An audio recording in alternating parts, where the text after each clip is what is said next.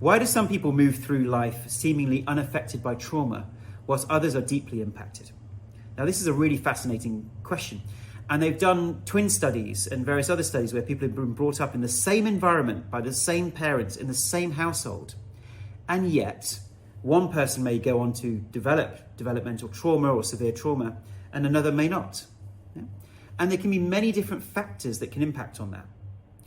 It can be that even those small differences in upbringing, because there are different ages of the siblings, can make an impact. But even in twin studies, what we know is that there can be small different changes in our environment, whether it's different friends or it's different coping mechanisms, that can mean that one of the twins is more affected by trauma than the other.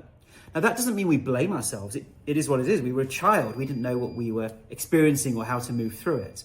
But certainly, it can mean then that others have remember those three things: the support, the empathy, and the resources. So the support and empathy are from outside of ourselves. And maybe some person, when they go through trauma, have more of that support.